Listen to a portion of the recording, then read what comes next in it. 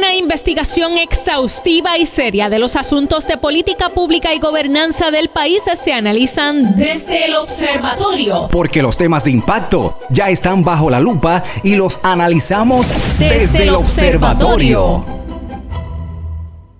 Saludos amigos y bienvenidos a un nuevo episodio de su programa Desde el Observatorio, programa del Observatorio de Sociedad, Gobernanza y Políticas Públicas de la Pontificia Universidad Católica de Puerto Rico. Les habla como siempre el doctor Hernán Vera Rodríguez, director del observatorio, y la asistente de investigación de esta unidad, la señorita y doctora Jennifer Castellanos Barreto. Saludos, Jennifer. Saludos, doctor Vera, es un gusto volver a estar con usted aquí desde el observatorio. Por supuesto, saludo a todos nuestros oyentes, quienes se conectan a través de Católica Radio y quienes escuchan la retransmisión por cualquiera de las plataformas digitales de la PUCPR.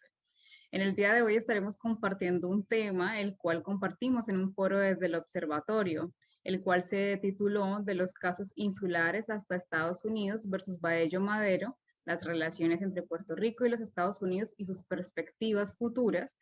Presentación o foro que estuvo a cargo de la licenciada Jessica Esther Méndez Colbert y el licenciado José A. Frontera Ajenjo. La licenciada Jessica Esther Méndez Colbert es abogada y actualmente es socia capital y vicepresidenta del bufete Emanuel CSP en Ponce, donde maneja casos civiles de todas las materias, especialmente en el ámbito laboral. El 15 de octubre del 2019 se convirtió en la abogada puertorriqueña más joven en argumentar ante el Tribunal Supremo de los Estados Unidos y lo hizo en representación de la Unión de Trabajadores de la Industria Eléctrica y Riego, UTIER, contra la Junta de Control Fiscal y el Gobierno de Estados Unidos, entre otras partes. Por su parte, el licenciado José A. Frontera Ajenjo también es abogado y actualmente es catedrático de la Escuela de Derecho de la Pontificia Universidad Católica de Puerto Rico, de la cual fue decano entre julio del 2013 y octubre del 2018. Además de su tarea docente, actualmente se desempeña como vicepresidente de Finanzas y Asuntos Administrativos en dicha universidad. Doctor, diciendo esto, o dicho esto, ¿qué tal si nos comparte una introducción acerca del tema? Sí, Jennifer, es interesante, ¿verdad? Decir primero, ¿verdad? Que esto es parte, como bien señalaste, de un foro al cual pueden tener acceso todos los oyentes a través de en YouTube, a través de Huellas del Futuro, el canal de Huellas del Futuro de la Pontificia Universidad Católica de Puerto Rico. La otra cosa es decir que fue un foro que tuvo una bonita audiencia, un número significativo de personas y también ha tenido muchas reproducciones en YouTube. Pues por lo importante del caso, ¿verdad? Con respecto a los derechos de los puertorriqueños y su relación con el estatus de Puerto Rico. Queremos hacer, ¿verdad? La siguiente introducción, decir que a partir de 1898 y a raíz de la Guerra Hispanoamericana, los Estados Unidos se estrenó como una potencia con territorios ultramarinos, al obtener de España a Cuba, Puerto Rico, Guam y las Islas Filipinas. Interesantemente, los casos insulares resueltos por el Tribunal Supremo de los Estados Unidos a principios del siglo XX, casi todos son del año 1901, dejaron claro que Puerto Rico es un territorio no incorporado de los Estados Unidos, sujeto a los poderes del Congreso de la Metrópoli, es decir, de Estados Unidos. Por lo tanto, Puerto Rico pertenece, se decide en esos casos que Puerto Rico pertenece a los Estados Unidos, pero no forma parte de dicho organismo político. A pesar de esto, por muchas décadas, múltiples sectores políticos en Puerto Rico y en los Estados Unidos han promovido, a veces al amparo de otras decisiones judiciales, la idea de que Puerto Rico funcionaba administrativamente como un estado de la Unión y que podía alcanzarse la paridad de derechos con relación a otras jurisdicciones dentro de los Estados Unidos. Eso quizás es la visión de uno de los sectores políticos. La visión de otro de los sectores políticos de importancia en Puerto Rico es que dentro del Estado Libre Asociado, Puerto Rico iba a ir ganando todos aquellos poderes que no le fueran, ¿verdad? Vetados por la metrópoli. ¿Qué ocurre? Que recientemente la decisión del caso de US versus Baello Madero, que es una decisión que tiene que ver con un ciudadano puertorriqueño que vivía en Estados Unidos y que obtenía los beneficios del Seguro Social Suplementario, se traslada a Puerto Rico.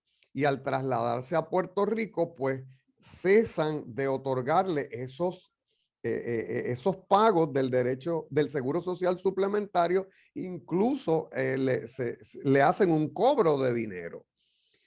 Entonces, en esa decisión, el Tribunal Supremo de los Estados Unidos establece que un ciudadano estadounidense que se muda a Puerto Rico no tiene derecho a recibir los beneficios del Seguro Social Suplementario y parece haber revertido las relaciones político-administrativas entre Puerto Rico y los Estados Unidos precisamente a los casos insulares. De ahí que el foro lo llamemos, ¿verdad?, de los casos insulares hasta US versus Baello Madero. Esto pudiera tener, y de hecho tiene, serias implicaciones para las alternativas políticas promovidas por los partidos políticos principales en el país. Así que Jennifer, ¿qué te parece si pasamos entonces a escuchar la primera ponencia, la cual estuvo a cargo de la licenciada Jessica Méndez Colbert? Claro que sí, doctora, adelante. Saludos, muy buenas noches a todos y todas y muy agradecida de la invitación que me hiciera la Pontificia Universidad Católica de Puerto Rico. En mi presentación faltó mencionar que fui estudiante del profesor Frontera, así que para mí es un placer compartir este espacio con él y estar discutiendo estos temas que son tan importantes para nuestra comunidad.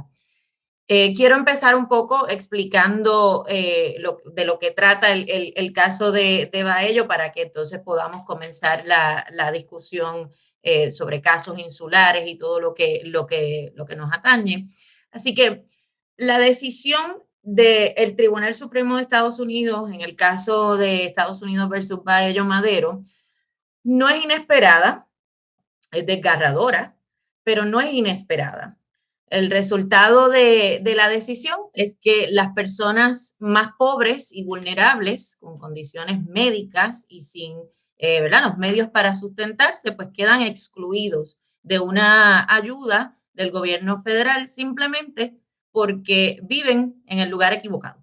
Viven en Puerto Rico, un territorio no incorporado, según lo definieron los casos insulares ya a principios en el 1901, luego de la invasión de Estados Unidos. El caso involucra a José Luis Baello Madero, quien es un ciudadano americano y es de escasos recursos. Así que cuando Baello enfermó gravemente y comenzó a recibir los beneficios del programa lo que le llamamos seguro de ingresos suplementarios, en inglés el SSI, que brinda asistencia financiera a personas mayores, ciegas o discapacitadas que carecen de los medios para mantenerse. Baello residía en el estado de Nueva York, por lo que cualificó para recibir el SSI. Y luego Baello se muda a Puerto Rico para poder estar más cerca de su familia y el gobierno continuó depositando sus beneficios de SSI en su cuenta bancaria durante algunos años. Sin embargo, cuando el señor Baello Madero solicitó beneficios adicionales en la Oficina del Seguro Social, ahí es que se sabe por primera vez que se había mudado para Puerto Rico. Y ante ello, el gobierno de Estados Unidos no solamente cortó inmediatamente los beneficios del SSI, sino que también eventualmente terminó demandándolo en la Corte Federal para el Distrito de Puerto Rico para recobrar un poco más de $28,000, que era lo que se le había pagado en exceso por el tiempo que había residido en Puerto Rico. Y lo demandan porque los beneficios del SSI solamente están disponibles para los residentes de los 50 estados, el Distrito de Columbia y las Islas Marianas del Norte, que son un territorio no incorporado también. El Congreso de los Estados Unidos excluyó a los residentes de Puerto Rico de la elegibilidad para los beneficios del SSI mediante legislación. Los puertorriqueños sí son elegibles para un programa diferente, pues porque no es el SSI, pero que tiene el mismo propósito, que se conoce como Ayuda para los Ancianos, Ciegos y Discapacitados, por la sigla AABD. Pero estos beneficios son menores que los beneficios que están disponibles bajo el SSI. Y para que tengan una idea, en la opinión disidente que emitió la jueza Sotomayor, la única disidente en el caso, ella señala que la decisión del Congreso de no incluir a Puerto Rico en el programa de SSI tiene un impacto significativo en los ciudadanos americanos que viven en Puerto Rico. Y, por ejemplo, ella señala que en el 2021, 34.224 residentes de Puerto Rico estaban inscritos en este programa que les menciono de ayuda para los ancianos, ciegos y discapacitados. Pero, por el contrario, se estima que en el 2011 más de 300,000 residentes de Puerto Rico hubiesen cualificado para el SSI. Los que están, de esos 34.224 que les menciono, que están inscritos a este programa por la sigla AABD, en el 2021 recibieron un promedio de $82 por mes, mientras que el promedio de lo que se recibe de los beneficios bajo el SSI son $574 mensuales. En otras palabras, tenemos menos personas que se están beneficiando del programa AABD, que es el único que el Congreso permitió que tuviéramos porque no permite el SSI, y aún así estas personas, como quiera, reciben menos dinero de lo que se recibirían si cualificaran bajo el SSI. La opinión fue un 8-1, solamente la jueza Sotomayor como disidente. Y en esencia, la decisión sostiene que el Congreso puede discriminar a los residentes puertorriqueños al decidir quién es elegible para beneficios federales. El caso de Baello se decide bajo el escrutinio racional, que es el más laxo de todos y que establece que los tribunales generalmente deben ceder ante las decisiones de política tomadas por los poderes electos, especialmente cuando esas decisiones involucran política económica. ¿Y qué es lo que dijo el Supremo en Baello? Pues que conforme a la cláusula territorial de la Constitución Federal, el Congreso goza de poder plenario para tratar de forma desigual a los residentes de los estados versus los territorios. Y esto, ¿verdad? Aún a pesar de la ciudadanía que tenemos, aunque esa ciudadanía igual fue impuesta, pero eso es producto de los casos insulares. Y yo sé que el profesor Frontera va a entrar en ese detalle. Así que el juez Cábano, que es el que escribe la opinión, dice que los residentes de Puerto Rico generalmente están exentos, como fundamento para la decisión, pues generalmente estamos exentos de la mayoría de los impuestos federales sobre ingresos, donaciones, bienes y otros impuestos, y que aunque aún así pagamos otros impuestos, porque pagamos seguro social, Medicare, desempleo, y por el otro lado, en cuanto a beneficios, pues somos elegibles a algunos beneficios federales, incluyendo Seguro Social, Medicare, pero no somos elegibles para otros. Por tanto, dado que los residentes de Puerto Rico en general pagan menos impuestos que los residentes de los estados, el tribunal entonces concluye que es racional que esos mismos residentes reciban menos beneficios. La decisión de Baello Madero, mi interpretación es que no trajo nada nuevo a la discusión, porque ya hacía más de 40 años que el Tribunal Supremo había resuelto lo mismo en los casos de Califano versus Torres en el 1978 y el caso de Harris versus Rosario en el 1980.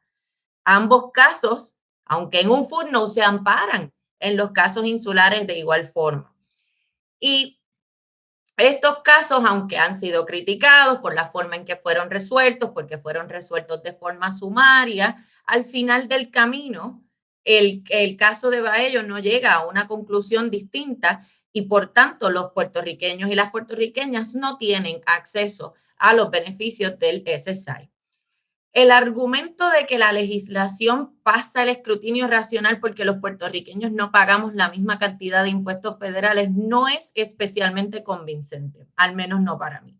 Y coincido con lo que analiza la jueza Sotomayor en su disidencia, donde ella indica, con mucha razón, que el SSI no es un programa para el territorio de Puerto Rico, es decir, no es un programa donde el dinero lo recibe el territorio para distribuir a las personas, es un programa que va directamente del gobierno federal a los individuos. Es un programa donde no contribuyen los estados. Es decir, que están argumentando que los estados pagan impuestos federales, que Puerto Rico no paga tantos impuestos como los estados, pero al final del camino es un programa que es completamente con sus funded, estoy con el Spanglish yo ahora, sus fondos provienen del gobierno federal independientemente de los impuestos que paguen los estados o territorios. Y los criterios de elegibilidad van directamente a el individuo. Y por otro lado, es un programa que está dirigido para personas de escasos recursos, para personas pobres. Los beneficios del los beneficiarios del SSI pagan muy pocos impuestos o no pagan impuestos. Y ese es el caso independientemente de dónde vivan. Vivan en Nueva York o vivan en Puerto Rico. Pero más allá de la decisión de Baello per se, yo quisiera que leyéramos un poco entre líneas en la transcripción de la argumentación de este caso, que la pueden encontrar en la página del Tribunal Supremo, y particularmente esa primera intervención, que es la del gobierno de Estados Unidos. Porque es bien interesante ver cómo y cuán elegantemente se evita, ¿verdad?, mencionar la palabra colonia, a pesar de que es un sinónimo de territorio, y se evita decir y reconocer que la decisión se puede amparar en los casos insulares, que la cláusula territorial, el Tribunal Supremo la interpretó en los casos insulares, y luego entonces llega a la determinación de la doctrina, ¿verdad?, de territorio incorporado versus no incorporado. El primero que hace una pregunta, que es el juez Thomas, que nunca pregunta en los procesos casi nunca pregunta en las argumentaciones orales, pues precisamente lo que pregunta es si la cláusula territorial es suficiente fuente de autoridad para que el Congreso legisle como lo ha hecho. Y de primera intención, pues la contestación del gobierno de Estados Unidos es que no estamos amparándonos solamente en la cláusula territorial, porque aquí se acordó que la cláusula de igual protección de las leyes aplica, por lo tanto hay que hacer el análisis racional, y hasta ahí estamos un poco bien. Pero el argumento siempre van a darse cuenta que lo va a llevar como quiera a que la fuente de poder del Congreso sobre Puerto Rico y la razón por la cual el Congreso legisla de esta forma es la cláusula territorial, y que el Congreso, al amparo de la cláusula territorial y de ese poder plenario que tiene, puede legislar diferente para los territorios, cosa que no podría hacer para los estados. Por eso es que cuando el juez le pregunta que si se tratara de Vermont en vez de Puerto Rico, aunque la contestación es primero, pues sí, tenemos que hacer el análisis racional, siempre en un momento dado tiene que contestar que la relación de Vermont con el gobierno federal es distinta, porque Vermont es un estado y Puerto Rico no. Y aun cuando digamos que lo que pasa es que Puerto Rico paga menos impuestos, ¿por qué es eso? Pues porque el Congreso puede legislar diferente para Puerto Rico, que es un territorio, mientras que no puede hacerlo para un estado. Así que es circular. Roberts, el juez presidente por el otro lado, es el que continúa la línea de preguntas y es el que trae por primera vez en la argumentación el tema de los casos insulares. Y para explicar brevemente lo que son los casos insulares, ¿verdad?, para que podamos entrar un poco en contexto, pues se trata de estos casos que el Tribunal Supremo de Estados Unidos tuvo que enfrentar a partir del año 1901, cuando se encuentra con que Estados Unidos ahora tiene unos territorios que no son los territorios a los que estaban acostumbrados, porque ahora son territorios que están overseas, que son donde sus habitantes hablan otro idioma, tienen otra cultura, así que ellos muy notablemente mencionan eso en las decisiones, que somos salvajes, y esto no me lo invento yo, ese es el lenguaje de los casos insulares, que nosotros somos salvajes, somos civilizaciones antiguas, ancient communities, que tenemos una religión diferente, que tenemos una cultura diferente y unos modos de actuar diferentes. Y ese es el razonamiento, ¿verdad? Ese es lo que el tribunal mira para decir, no son dignos de que les aplique la Constitución en su completa extensión. ¿Y qué vamos a hacer con esta gente, verdad? Y ahí es que empieza a desarrollarse. Los casos insulares no es uno solamente. Siempre hay duda entre los distintos académicos de hasta dónde llegan los casos insulares, si incluimos o no incluimos el último, ¿verdad? Que le llaman, que es el caso de Balzac. Y no todos los casos son de Puerto Rico tampoco. Tenemos casos que también eran de las Filipinas, por ejemplo. También habían casos que tenían que ver con Hawái y otros con Alaska. Pero en su gran mayoría eran de Puerto Rico. Hasta que finalmente, y yo sé que quizás el profesor va a entrar un poco más en detalle, terminamos con la doctrina de incorporación para que el tribunal pueda hacer esa distinción entre territorios incorporados y territorios no incorporados. Y aquel territorio no incorporado, pues no le aplica la Constitución en su entera extensión. Vamos a mirar cuáles son los derechos fundamentales y esos son los que van a aplicar. Y obviamente vamos a ir caso a caso. Aquel territorio que es incorporado, pues entonces ese sí está en el camino a convertirse en un estado. Amigos, vamos a una pausa y ya volvemos desde el observatorio. Desde el observatorio, bajo la lupa, acciones con propuestas. Amigos, estamos de vuelta desde el observatorio, hoy con el tema desde los casos insulares hasta USA versus Baello Madero. Escuchamos el primer segmento de la licenciada Jessica Esther Méndez Colbert y ahora pasamos al segundo segmento del foro con el licenciado José A. Frontera Ajenjo. Yo quisiera añadir algunas cosas primero a lo que comentó la licenciada Méndez Colbert antes de entrar en una discusión que quiero hacer de las distintas opiniones dentro del caso de Baello, porque si bien hay una opinión mayoritaria en la que están de acuerdo 8 jueces, hay 2 opiniones concurrentes, una de ellas ella la citó, que es la del juez Gorsuch, pero me parece que hay unas cosas importantes en la del juez Thomas que no podemos dejar pasar por alto. Y por supuesto la opinión de la jueza Sotomayor.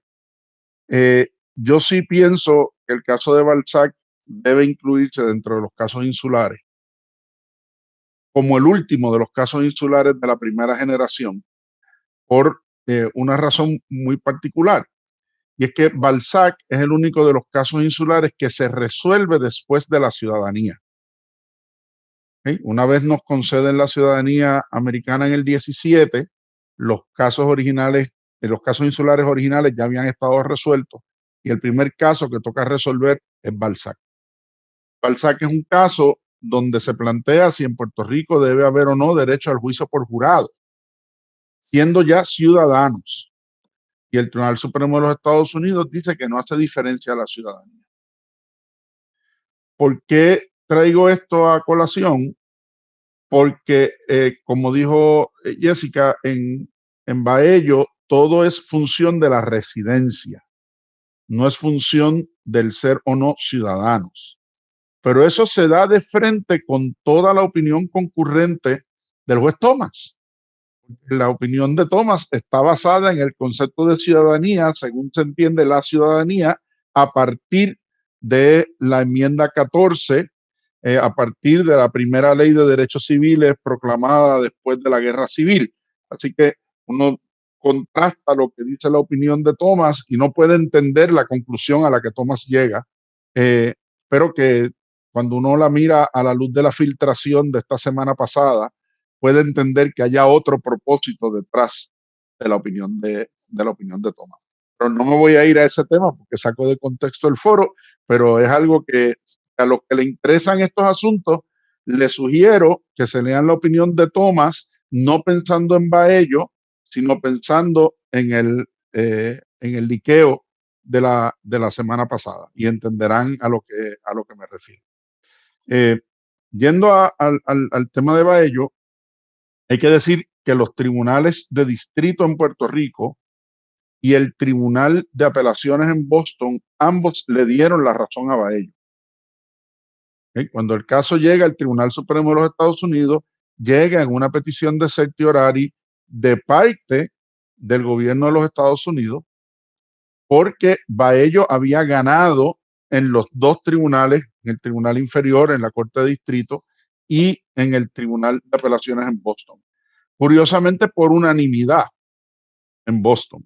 Y digo lo de curiosamente por unanimidad porque no es común que cuando se han cuestionado los casos insulares a nivel de circuito haya habido unanimidad. Incluso todavía el juez El Pino estaba allí, así que ha escrito muchísimo sobre este tema y que ha predicado contra la revocación de los casos insulares a tiempo y destiempo, ¿verdad? En ese sentido, y le ha costado muchísimo y fue parte de la discusión cuando lo fueron a confirmar al primer circuito, pero cuando él resolvió, por ejemplo, que debía considerarse ya Puerto Rico un territorio incorporado, el circuito lo revocó. O sea, que no había habido consensos en el circuito respecto a este tema tan manifiestos como hasta ahora, ¿verdad?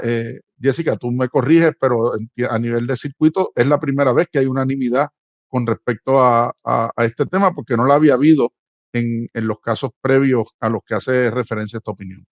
Así que eso es un aspecto importante a tomar en consideración, porque eso refuerza la tesis de Baello de que el resultado debía obtenerse aún si ignorábamos los casos insulares, porque es un planteamiento en función de dos cláusulas de due process que incluye la Constitución de los Estados Unidos, que están al margen del issue de dónde opera la Constitución, o debieran estar al margen del issue de dónde opera la Constitución, que es el due process bajo la enmienda 14 y el due process bajo la quinta enmienda. Particularmente la petición de Baello se centra en la quinta enmienda y esa es la crítica que hace la opinión concurrente de Thomas y es la crítica que hace la opinión concurrente de Gorsuch, ¿verdad? Dice, esto no debió haberse visto como un caso de quinta enmienda, debió haberse visto como un caso de enmienda 14, aunque pudiéramos llegar al mismo resultado por el escrutinio de razonabilidad del que nos hablaba ahorita la licenciada Méndez. Es interesante porque, como ella dice, la opinión mayoritaria, la opinión de Cábano, no menciona por nombre y apellido los casos insulares, no están en la opinión. Su única referencia es a Califano y a Ramos, los casos de 50 y 70. Pero empieza la opinión hablando de la cláusula territorial. Dice, no vamos a hablar de los casos insulares, pero vamos a empezar la opinión por la cláusula territorial. No, si los llamamos por nombre y apellido, nos corremos el riesgo de tener que entrar a hablar de ellos, lo que dice Gorsuch, debimos haberlo hecho, pero como no nos lo pidieron, no lo hicimos. Así que vamos a poner como piedra de anclaje el fundamento de los casos insulares, que es la cláusula territorial, y vamos a olvidarnos de mencionar los casos insulares por nombre y apellido. Cuando miramos eso, el artículo 4, sección 3, cláusula 2 de la Constitución Federal, es la que conocemos como la cláusula territorial, ¿verdad? ¿De dónde surge eso en la Constitución Federal? Pues el artículo 4, sección 3, cláusula 2, la que habla de que el Congreso tendrá el poder de establecer todas las normas y reglas respecto a los territorios que pertenecen a los Estados Unidos.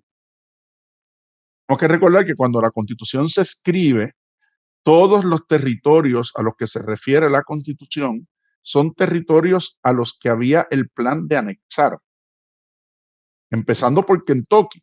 Kentucky en aquel momento no era estado, estaba dividido entre Virginia y North Carolina. Incluso cuando se va a aprobar la Constitución, los delegados de Kentucky, de donde participan, es de la Convención de Virginia y de Pensilvania. Así que hay que tomar en consideración que la idea territorial era terreno que vamos ganando hacia el oeste de los Estados Unidos, con la intención de eventualmente desarrollarlo y convertirlos en estados. Como todavía no lo son, pues ¿bajo qué jurisdicción están? Pues están bajo la jurisdicción del Congreso, como estaba el Distrito de Columbia, hasta que se den las condiciones para poderlos convertir en estados. Y todo el crecimiento que el Congreso facilita hacia el oeste de los Estados Unidos se da bajo la cláusula territorial. Por eso es que cuando se termina la guerra hispanoamericana, entra en la discusión de ¿y ahora qué hacemos con estos territorios? Porque estos territorios no son los territorios que estaban pensados en la Constitución, no son los territorios de los que hablaba la Constitución. Entonces, nuestra intención nunca fue ser un poder como los poderes de Europa. Por eso salimos de allí, por eso luchamos la guerra de independencia, por eso abolimos la monarquía. Entonces, es posible dentro de un sistema republicano de gobierno fundamentado en la Constitución tener territorios y colonias.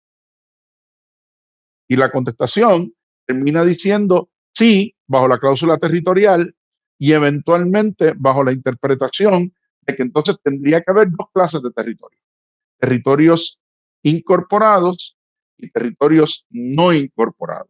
Territorios no incorporados siendo aquellos territorios sobre los cuales esos poderes del Congreso se mantendrían indefinidamente, porque no hay la intención específica de convertirlos en un Estado de la Unión. Y mientras no haya esa intención específica, no hay que proveer para que opere el sistema republicano de distribución de poderes, y no solamente el sistema republicano de distribución de poderes, de la distribución de poderes entre el gobierno federal y ese territorio para que se constituya dentro de la esfera del federalismo americano. Y eso es importante entenderlo, porque incluso hay reglas que nosotros damos por supuestas en que nos tratan como si fuera un Estado, sin embargo, están predicadas también en la cláusula territorial. Déjame darle un ejemplo muy sencillo. Los pleitos por diversidad de ciudadanía en el Tribunal Federal.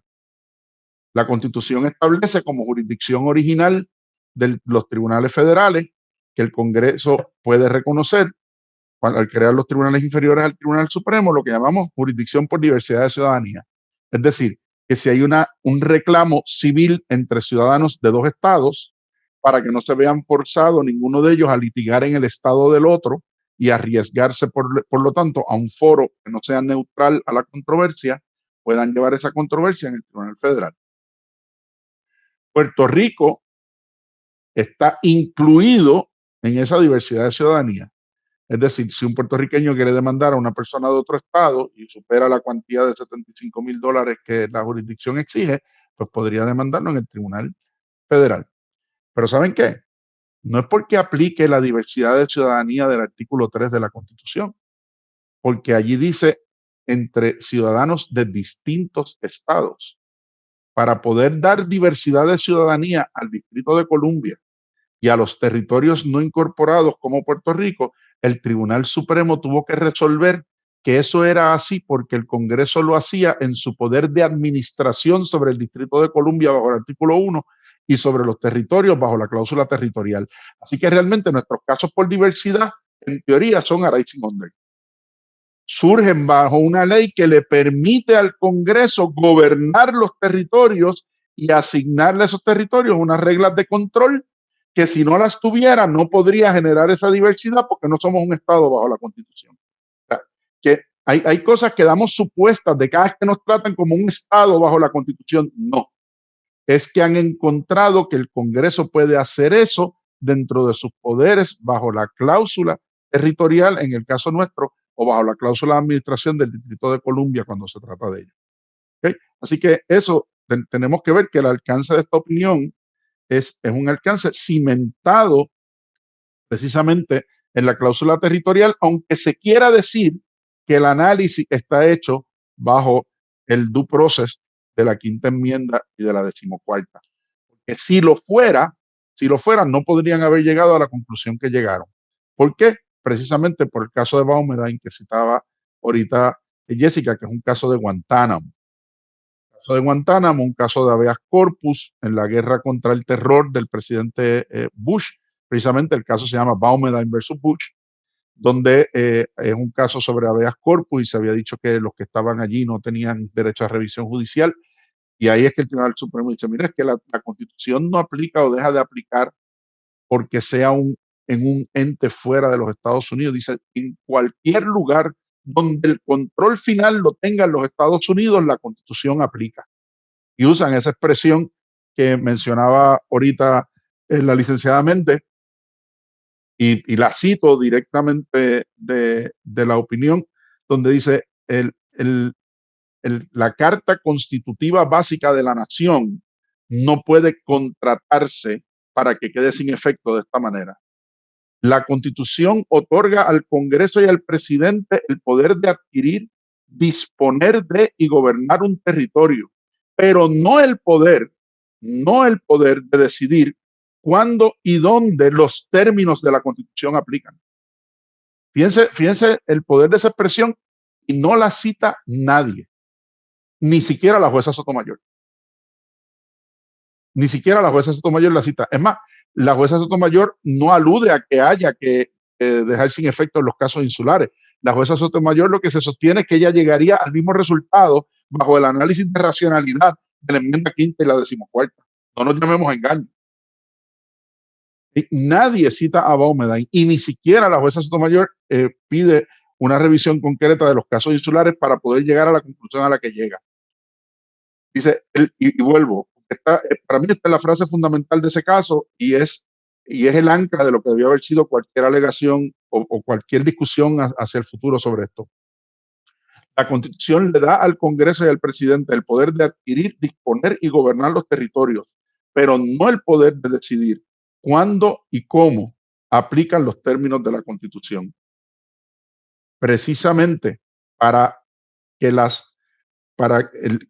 decir, y sigue diciendo, to hold that the political branches, decir que las ramas políticas pueden prender o apagar la Constitución a su gusto, llevaría a un régimen en que sean ellos y no el tribunal el que determine cuál es la ley suprema de la nación. En una clara referencia a Marbury versus Madison, el dolor de cabeza de todos los estudiantes de Derecho en primer año. Así que eso no podemos dejarlo pasar. Decir que como no nos pidieron que anuláramos los casos insulares, no tenemos que entrar a ellos, cuando la opinión se sustenta en la cláusula territorial, es una incoherencia intelectual. Con todo el respeto que se merecen los señores jueces del Tribunal Supremo de los Estados Unidos.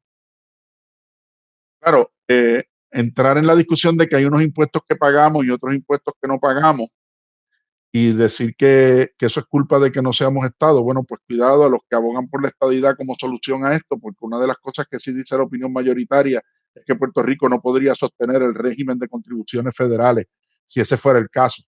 Dice, los puertorriqueños estamos lo suficientemente empobrecidos como para tener que pagar las contribuciones federales, que va al argumento que hace la jueza Sotomayor, es decir, si Puerto Rico fuera Estado, la mayoría de los puertorriqueños como quiera no pagarían contribuciones y tendríamos que darle el derecho al SSI, ¿verdad? Así que ella se agarra de esa misma aseveración para llegar a la conclusión de que habría que concederlo. Entonces dice, sí, por el lado de los beneficios, los puertorriqueños sí reciben el Seguro Social y Medicare y también los de desempleo. Lo que no dice la opinión es que esos los pagamos, y que los pagamos al igual que lo pagan los estados, pero no los recibimos igual que los reciben los estados. Vuelvo a las deficiencias, ¿verdad?, de sinceridad que tiene la opinión. Más aún, se cae el argumento cuando hablamos de que las Marianas, por ley, tienen el beneficio, porque las Marianas tampoco pagan contribuciones federales.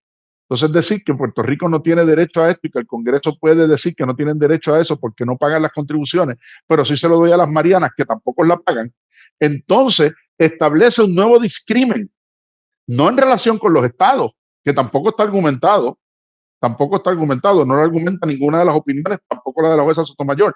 No es solamente un discrimen ahora entre los estados, es un discrimen entre dos territorios en la misma posición. Si ese es el argumento, ese argumento se hace agua cuando consideramos que a las Marianas se les extendió el beneficio. Entonces citan a Califano versus Torres, citan a Jari versus Rosario, que de nuevo fueron casos que se decidieron sumariamente, no se decidieron en los méritos, por lo tanto no entiendo cuál es la discusión y el planteamiento de decir que sienta precedente un derecho que no está fundamentado en los méritos, pero ya sabemos lo que piensa el Tribunal Supremo de los Estados Unidos sobre el precedente. Hay toda una sección de casi 16 páginas en el liqueo de la semana pasada. Ya tendremos que discutirlo en los cursos de constitucional y de jurisdicción federal con un poquito más de detenimiento. Y por eso pues sorprende esa frase de Cábano, que esos dos precedentes determinan el resultado en este caso. No son precedentes en los méritos, son precedentes cuyo real mérito está en unos footnotes que hacen referencia a los casos insulares. Si ese es el precedente que se refieren a los footnotes que nos llevan a los casos insulares, bueno, pues entonces volvemos al tema, ¿verdad?, de la integridad intelectual de la opinión. Y que por lo tanto lo que aplica es el análisis de una base racional diferenciada, que es el criterio, de nuevo, que quienes lo desarrollan son los casos insulares. Con las modificaciones de los años 50, a las que hacía ahorita referencia la licenciada, de que entonces una vez dicho que las cláusulas de due process sí aplican, entonces hay que decidir, bueno, pues el due process hasta dónde, qué criterio racional. Doctor Vera, pues hemos escuchado las ponencias de la licenciada Jessica Esther Méndez Colbert y el licenciado José A. Frontera acerca de este tema de los casos insulares hasta USA versus Baello Madero. ¿Algunos comentarios al respecto de las ponencias de ellos? Pues mira, estos son temas, Jennifer, bien profundos en términos de derecho, ¿verdad? Les recomiendo a los que nos escuchan, a los radioescuchas, ¿verdad? Y los que nos siguen en el podcast, que escuchen la ponencia completa en Huellas del Futuro, porque allí también hay una sesión de preguntas y respuestas que resulta ser muy interesante y donde se aclararon muchas cosas. Pero ciertamente lo primero que surge, ¿verdad?, de estas discusiones es que por ser primero que del saque los Estados Unidos de América decide que Puerto Rico va a ser, y eso lo deciden los casos insulares, un territorio no incorporado. Al ser un territorio no incorporado, pues no tiene que aplicarle la Constitución de los Estados Unidos plenamente. Se aplicarán aquellos casos que el Congreso determine que aplica. Esto es particularmente importante en lo que tiene que ver con los derechos sociales y económicos, ¿verdad? Como son las ayudas del Seguro Social, como son las ayudas del Departamento de Salud y otro tipo de ayudas. Así que el Congreso puede legalmente, y lo ha hecho, discriminar contra Puerto Rico en la concesión de esas ayudas, porque ese es nuestro estatus legal, ¿verdad? El estatus de las relaciones entre Puerto Rico y los Estados Unidos. La base de eso parece ser, aunque es una base muy endeble, parece ser la de que los puertorriqueños no pagamos contribuciones federales, ¿verdad? Y entonces la licenciada Jessica Méndez Colbert en su ponencia, pues, plantea el si de verdad hubo en algún momento alguna intención de incorporar a Puerto Rico a la Unión Norteamericana, ¿verdad? Y entonces allí trae un análisis histórico que está claramente expuesto en los casos insulares. Hay asuntos que están en las decisiones disidentes, ¿verdad?, de los jueces del Tribunal Supremo, que pudieran en el futuro apuntar a que ese trato es discriminatorio y quizás una corte más liberal, un Tribunal Supremo más liberal, pues lo pudiera interpretar de otra forma.